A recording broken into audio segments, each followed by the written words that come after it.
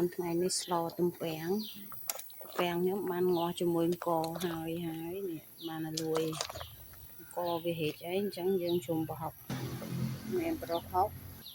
មានសាច់ជ្រូកច្រាំហើយនឹងត្រីកពឹសនោងនិងបន្លែខៀវមានត្រួយម្ទេសត្រួយកទួតស្លឹកបាសស្លឹកងប់បន្លែខៀវច្រើនមុខ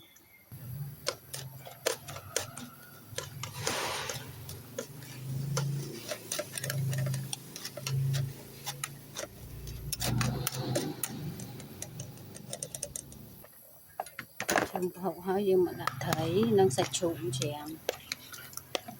សាច់ជ្រូកច្រាំ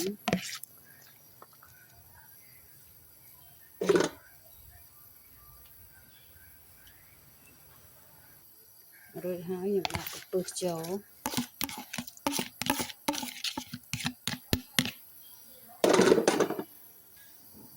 ហើយយើងមកដាក់ស្ករដាក់គ្រឿងចូលនេះចេញមកហើយសម្លយើងពុះហើយយើងមកដួសពពុះចេញ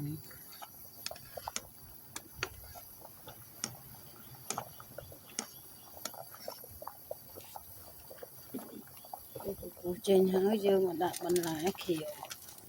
មាននោមអូស្រាប់ធ្វើម្ទេសមានលេអាទូផ្លែខ្ចីបងផ្លែខ្ចីស្លតាពាំងបានធ្វើម្ទេសលេបានឆ្ងាញ់ធ្វើម្ទេសស្លឹកងប់និងត្រួយកទួត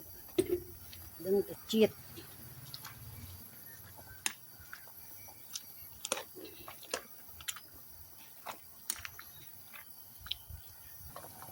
ឥឡូវស្លទំពាំងខ្ញុំបានឆ្អិនរួចរាល់ហើយបងប្អូនរបៀបស្លខ្ញុំមានតែប៉ុណ្្នឹងទេខ្ញុំអរគុណជម្រាបលាបាយ